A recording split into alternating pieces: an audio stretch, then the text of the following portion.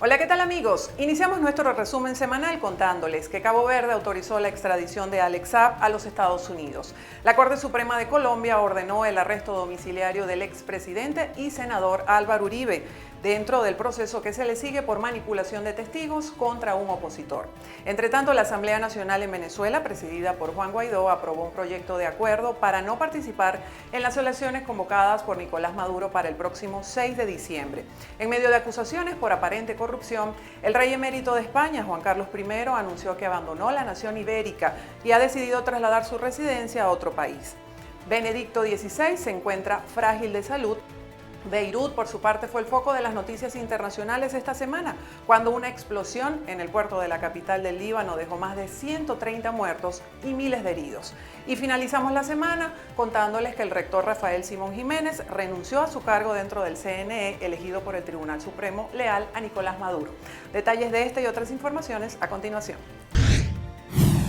La Oficina Externa de los Estados Unidos para Venezuela expresó en un comunicado su apoyo a los partidos políticos del país que anunciaron su acuerdo de no participar en las próximas elecciones parlamentarias fijadas por el Consejo Nacional Electoral para el 6 de diciembre, tras la decisión manifestada por al menos 27 organizaciones políticas opositoras a la administración de Nicolás Maduro.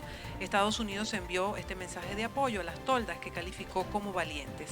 Nos hacemos eco del llamado que hicieron estos partidos políticos para que la comunidad internacional se una en rechazar el fraude electoral de diciembre de Maduro y para apoyar la lucha de los venezolanos por elecciones presidenciales y legislativas libres y justas, señaló Washington. De acuerdo al criterio norteamericano, la democracia venezolana sería intimidada en los comicios que darían fin al vigente mandato de la Asamblea Nacional presidida por Juan Guaidó. El Papa emérito Benedicto XVI se encuentra extremadamente frágil de salud debido a una enfermedad infecciosa en el rostro. La información la dio a conocer a través de un artículo publicado por el diario regional de Alemania Passeure Neue-Presse, que citó al biógrafo Peter Suiland. Suiland sostuvo una reunión el pasado sábado en Roma con Benedicto XVI. Joseph Ratzinger, nombre de pila del pontífice emérito, sufre de erisipela en la cara. Es una infección que le genera hinchazón, además de picor y dolor. En medio de acusaciones por aparente corrupción, el rey emérito de España, Juan Carlos I, anunció que abandonará la nación ibérica y que trasladará su residencia a otro país. A través de una carta dirigida a su hijo, el actual rey Felipe VI, el monarca emérito explicó que la meditada decisión de salir de España se debe a la repercusión pública de ciertos acontecimientos que ocurrieron en el pasado y que tienen que ver con su vida privada. Medios españoles han hecho eco de acusaciones en las que se señala a Juan Carlos I de una presunta gestión opaca de fondos que le fueron entregados por Arabia Saudita y que ascienden a $100 millones. La Corte Suprema de Justicia de Colombia dictó medida de aseguramiento contra el expresidente Álvaro Uribe Vélez por presuntos delitos de fraude procesal y soborno, según medios locales del país neogranadino. La privación de mi libertad me causa profunda tristeza por mi señora, por mi familia y por los colombianos que todavía creen que algo bueno he hecho por la patria. Así lo resaltó el exmandatario a través de su cuenta en Twitter. Francisco Bernate, abogado penalista, indicó a medios colombianos que no ha sido declarado culpable. Su defensa puede interponer el recurso de apelación, pero la medida se ha hecho efectiva de inmediato. En 2012, el expresidente denunció a Iván Cepeda, senador del Polo Democrático, por presuntamente ofrecer beneficios a presos para que declararan contra él en supuestas relaciones con paramilitares. Sin embargo, en 2018 la Corte Suprema abrió una investigación contra Uribe por supuesta manipulación de testigos en este caso. Una impresionante explosión sacudió este martes el puerto de Beirut, la capital del Líbano. Medios locales señalaban que la deflagración ocurrida en un depósito ocasionó severos daños materiales, así como la muerte de más de 150 personas y más de 2.500 heridos. De acuerdo con el director general de Seguridad Pública del Líbano, el estallido fue provocado por material altamente explosivo confiscado durante años. En este hecho, tanto la esposa como hija y los consultores del primer ministro libanés Hassan Diab resultaron levemente heridos. James Tory, actual encargado de negocios de Estados Unidos para Venezuela y nominado por la presidencia del país norteamericano para ocupar el cargo de embajador en la nación sudamericana, acudió este jueves 6 de agosto a una audiencia de confirmación ante el Comité de Relaciones Exteriores del Senado. Aprecio profundamente la confianza mostrada por el presidente y el secretario Pompeo al pedirme que asuma esta importante responsabilidad de representar al pueblo estadounidense. Reiteró que su compromiso es con la libertad de Venezuela en medio de la crisis social, política y económica que padece el país. El secretario general de la Organización de Naciones Unidas, Antonio Guterres, mostró su preocupación sobre el cierre de los colegios ante la pandemia de COVID-19. Por esta razón, instó a los gobiernos a reaperturar los centros educativos una vez controlada la transmisión local del nuevo coronavirus. Nos enfrentamos a una catástrofe generacional que podría desperdiciar un potencial humano incalculable, minar décadas de progreso y exacerbar las desigualdades arraigadas. Por otro lado, la Organización de Naciones Unidas para la Educación, Ciencia y Cultura, UNESCO, le preocupa que al menos 24 millones de niños dejen de asistir a sus escuelas para siempre, sobre todo los más vulnerables ubicados al sur y oeste de Asia y África. El Tribunal de Apelaciones de Barlovento, en Cabo Verde, autorizó la extradición a Estados Unidos del empresario colombo-venezolano Alex Saab. La medida tomada el pasado 31 de julio y comunicada este lunes fue divulgada por los abogados que representan a Saab ante la justicia caboverdiana. La defensa del presunto testaferro de Nicolás Maduro, asumida hace poco por el despacho del ex juez español Baltasar Garzón, anunció que apelará la decisión ante el Tribunal Supremo del país africano. En caso de no tener éxito, los representantes del empresario elevarán al asunto al Tribunal Constitucional, instancia que tendrá la última palabra. Entre las informaciones más destacadas de esta semana tenemos que la Asamblea Nacional aprobó por unanimidad un proyecto de acuerdo para no participar en las próximas elecciones parlamentarias convocadas por la administración de Nicolás Maduro. El documento destaca que los parlamentarios permanecen en la búsqueda de condiciones para que los ciudadanos puedan acudir a elecciones libres y transparentes. En el texto se exhorta a todos los sectores de la sociedad venezolana a apoyar las fuerzas políticas opositoras que hacen vida dentro de la Asamblea Nacional. También fue noticia que Rafael Simón Jiménez, rector del Consejo Nacional Electoral, designado por el Tribunal Supremo de Justicia, leal a Maduro, renunció a su cargo. Con la condición de ecuanimidad y con la condición arbitral que el CNE o que un rector del CNE debe tener, ¿no? Entonces me crean problemas, una vez me crean problemas con el gobierno, otra vez me crean problemas con la oposición, pero yo no estoy renunciando, te insisto mucho en eso, en honor a la verdad que no estoy renunciando para lanzarme a ninguna posición. Este viernes se conoció que dicha sala constitucional del TCJ designó a Leonardo Morales Poleo como vicepresidente del CNE. También fue noticia que a los 83 años de la Guardia Nacional Bolivariana, Nicolás Maduro ascendió a Néstor Reverol como general en jefe de dicho organismo.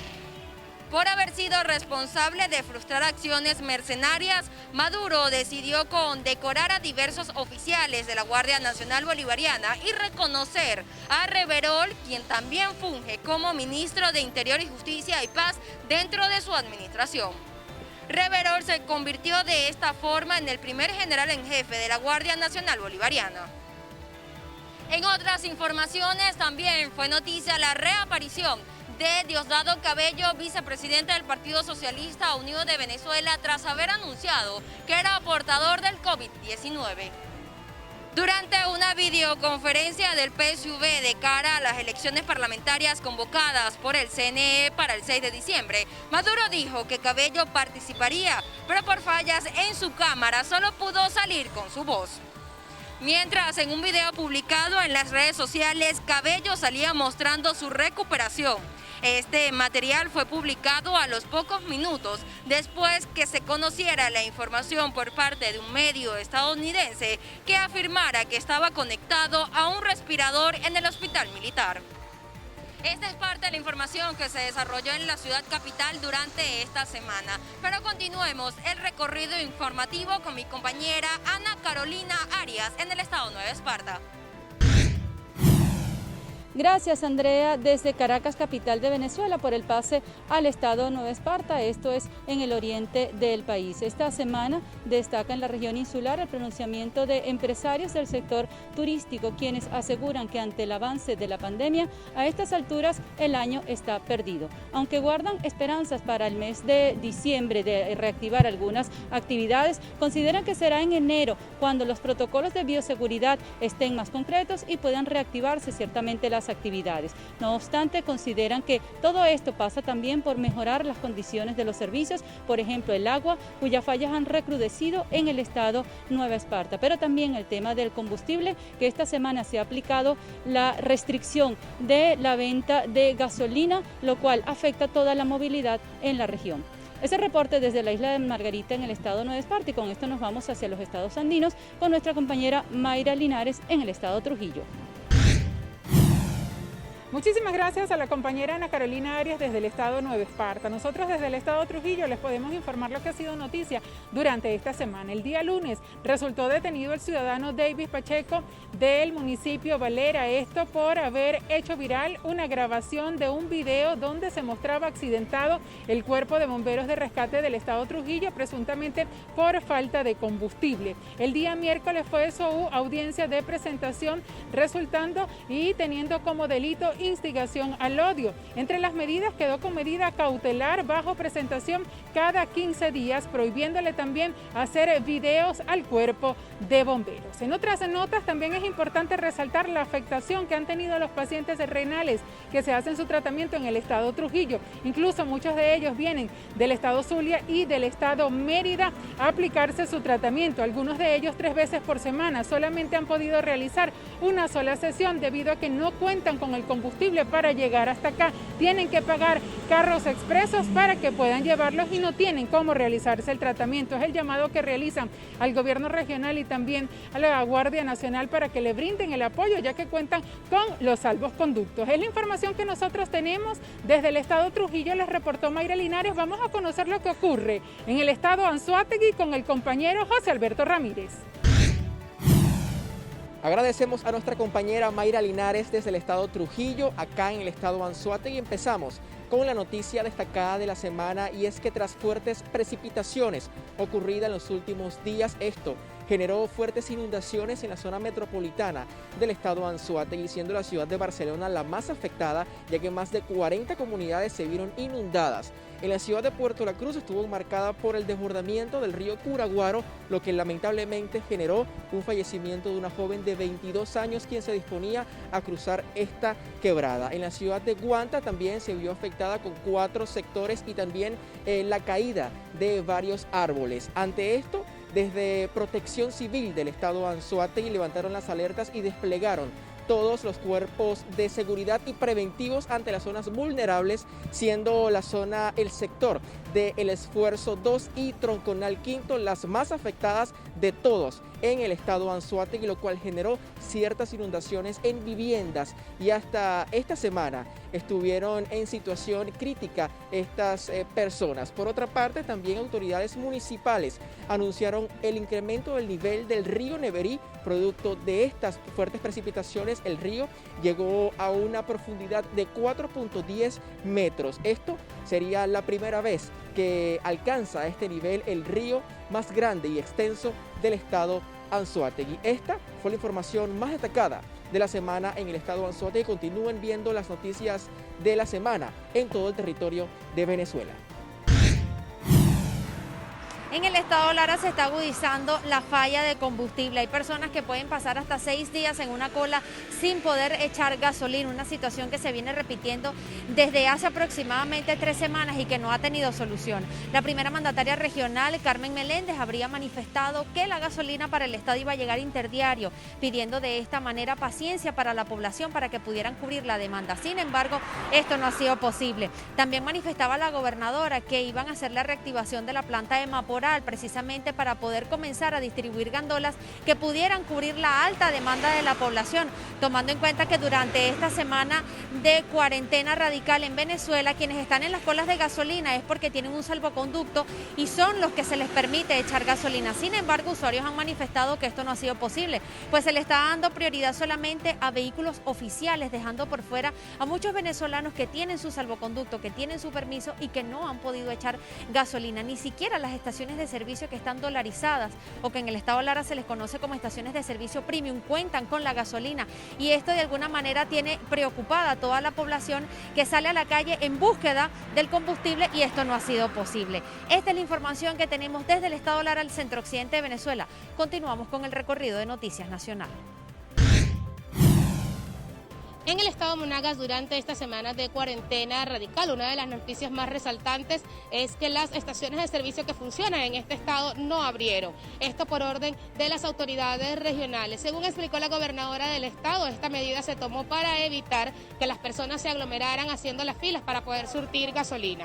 De igual forma, las parroquias y municipios estuvieron cerradas como una de las medidas preventivas, obligando a las personas a movilizarse dentro de sus mismos sectores. Es importante resaltar que los mercados populares estuvieron trabajando los días lunes, jueves y domingo, esto con el objetivo de contribuir con las personas que se encontraran dentro de sus parroquias para que pudiesen comprar los alimentos necesarios y continuar cumpliendo con el confinamiento en sus hogares.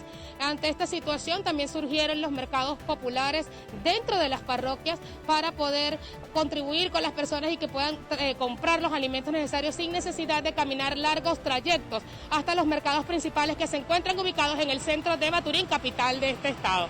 También es importante mencionar que la gobernadora una vez más exhortó a la población a cumplir con el confinamiento social y a las personas que van a movilizarse a hacerlo utilizando de manera obligatoria el tapaboca y sobre todo respetando las medidas de distanciamiento social. Esa es la información que tenemos hasta los momentos. Desde el estado Monagas reportó Mariana González Latuf, BPI TV.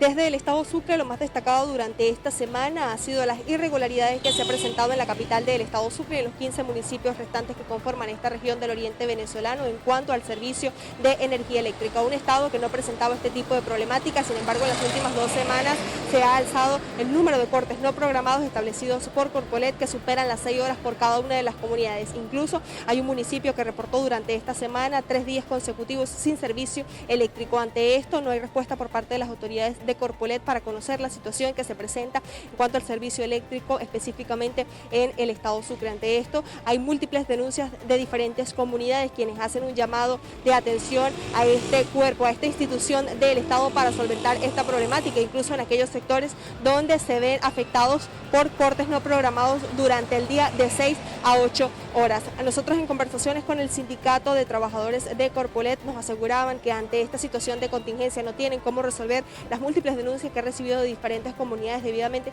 a que solamente tienen solo un camión o un carro operativo que presta servicio para toda la capital del estado Sucre y el otro a los municipios restantes. Sin embargo, también se están viendo limitados por la falta de gasolina que se registra específicamente en esta región del oriente venezolano. Ante esto, pues esperan dar celeridad a las respuestas que le pueden dar a las comunidades ante esta situación de los cortes de electricidad no programados que han afectado a muchas familias. Desde el estado Sucre, Venezuela, Ariana Ágreda, BPI TV. Amigos de BPI TV, durante esta semana se ha anunciado un aumento en los casos de malaria y dengue en el estado Mérida, situación que deja en riesgo a parte de los municipios que se encuentran ubicados en la zona del sur del lago y que pertenecen a este estado de la región andina del país. Esta información ha sido dada a través de una rueda de prensa por parte de la gobernación del estado Mérida y los entes encargados, en donde se han dado todos los detalles acerca de lo que está haciendo este aumento en casos de malaria y dengue, que pese a que es menor que las estadísticas dadas el año pasado, pues sigue siendo preocupante esta situación para los habitantes del estado Mérida y Venezuela en general. También se ha hecho un llamado a la población, pues se considera que deben cuidarse ante esta situación y evitar las zonas en donde se puedan generar precisamente esta plaga de malaria y de dengue. Esta situación de todas maneras pues está tratando de ser analizada por parte de los organismos competentes de la gobernación del estado Mérida, en donde aseguraron que han recibido parte de los medicamentos necesarios pues para tratar de solventar esta situación o de hacer menor pues los casos de malaria y dengue. Esta es parte de la información que nosotros tenemos hasta los momentos y con esto despedimos este contacto informativo. Reportando desde el estado Mérida, soy José Rojas, BPI TV. Establecemos este contacto desde el noroccidente de Venezuela, específicamente desde la ciudad de Coro, capital del estado Falcón. Durante esta semana, trabajadores adscritos a la Secretaría de Salud paralizaron sus actividades ante la falta de dotación de equipos de bioseguridad. Enfermeros, camareras, camilleros, personal de limpieza denunciaron que las autoridades se los obligan a asistir a sus puestos de trabajo sin garantizarles al menos tapabocas y guantes. En otro orden de noticias, les informamos que la crisis de combustible se ha intensificado en nuestra región durante esta semana.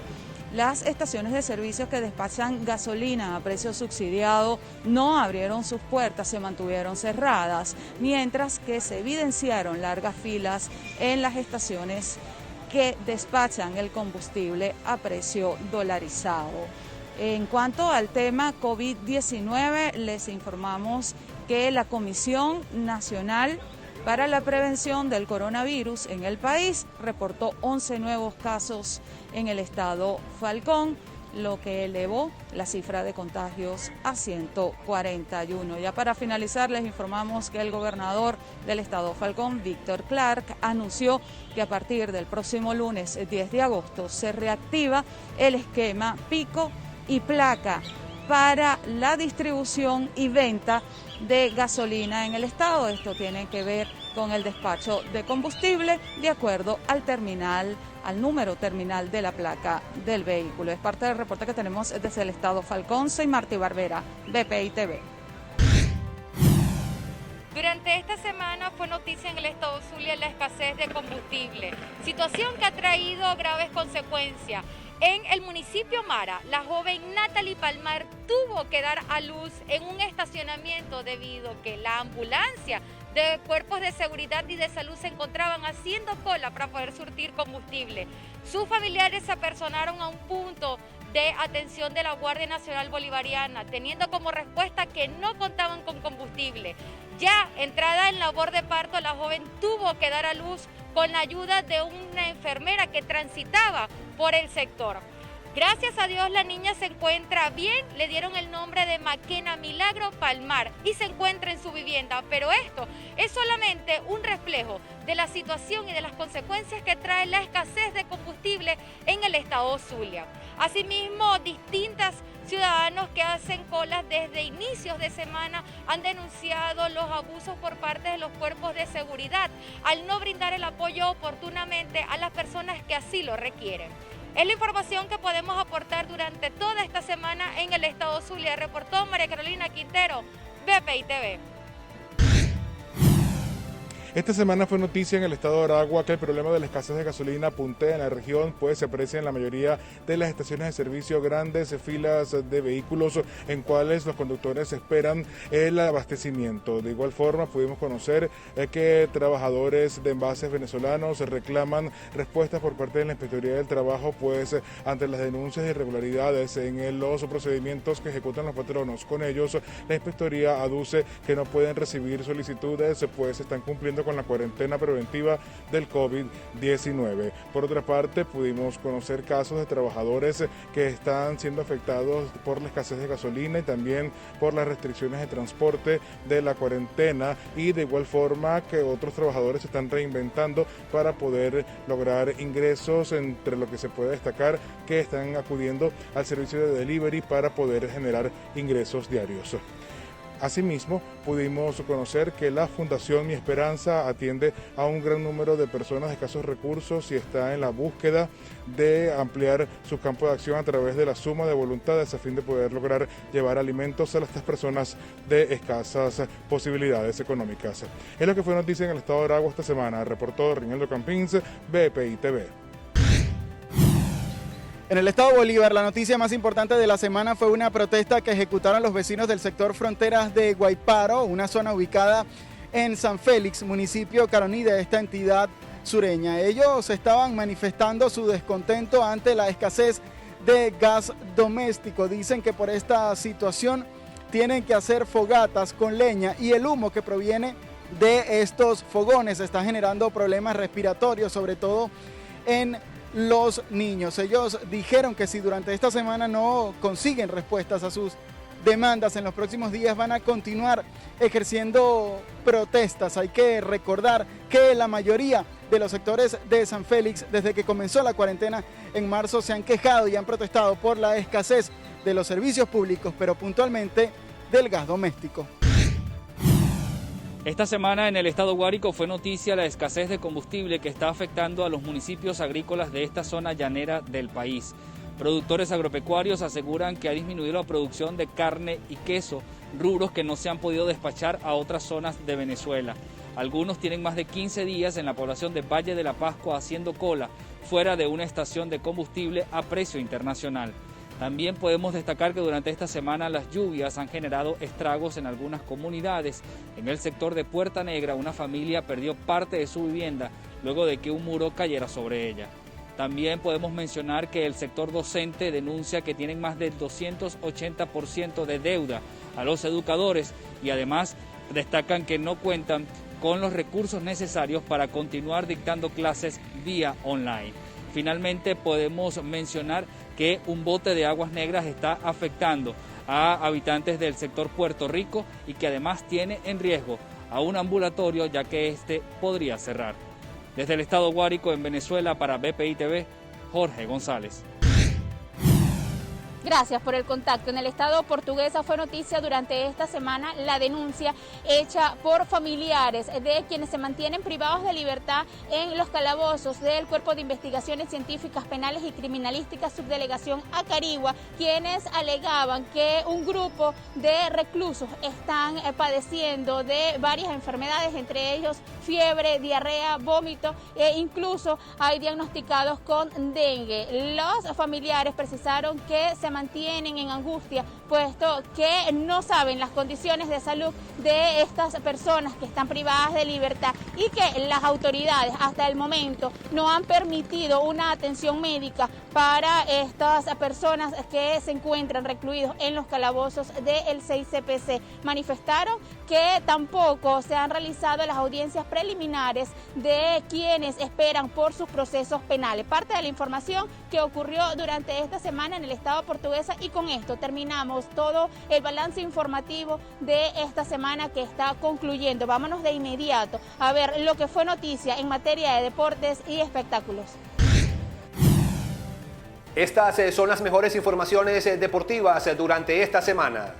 Empezamos con fútbol porque el exportero español Iker Casillas anunció de manera oficial su retiro como jugador profesional luego de vestir los colores del Real Madrid y también del Fútbol Club Porto de Portugal. Iker consiguió levantar 3 ligas de campeones, al menos 5 ligas domésticas entre la española y la portuguesa, y con la selección de España consiguió 2 Eurocopas y también levantar el trofeo como campeón del mundo en el año 2010. Del balompié pasamos al béisbol de las Grandes Ligas porque el lanzador derecho de los Bravos de Atlanta, Mike Soroka, se rompió el tendón de Aquiles derecho en una jugada en el enfrentamiento ante los Mets de Nueva York, por lo que podría estar al menos toda la temporada fuera y estaría regresando para el año 2021. Del béisbol saltamos a los motores porque la organización de las 500 millas de Indianápolis informó mediante un comunicado que la carrera que comienza el próximo 23 de agosto en el Indianapolis Motor Speedway se va a correr sin público presente por la pandemia mundial del COVID-19. Pasamos ahora a notas del baloncesto porque la burbuja de la NBA en Orlando sigue dando buenas noticias, y es que la organización de la liga realizó 343 pruebas del coronavirus y ningún jugador dio resultado positivo.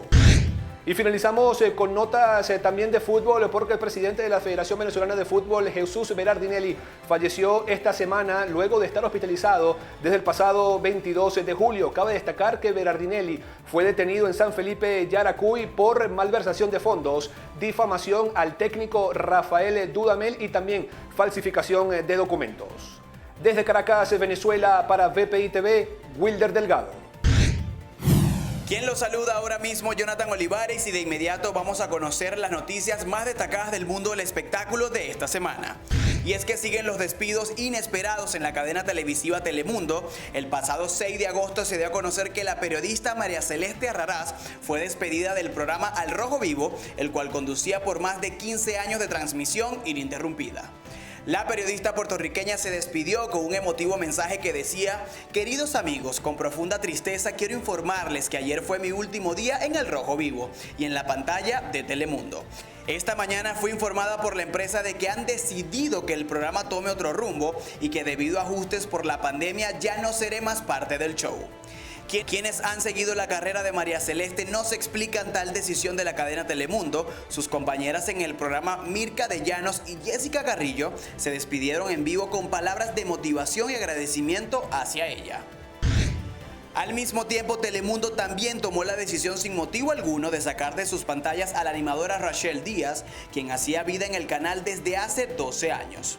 Después de tanta especulación en portales web, Rachel dio la noticia a través de un post donde decía que se le notificó de su salida del show debido a cambios dentro de la pantalla televisiva y por ajustes por los estragos que ha hecho la pandemia. Para BPI TV desde Caracas, Venezuela, Jonathan Olivares. Gracias por acompañarnos. Les recordamos que somos @BPI TV en todas las redes sociales. Yo soy Mónica Velot y como siempre los espero la próxima semana.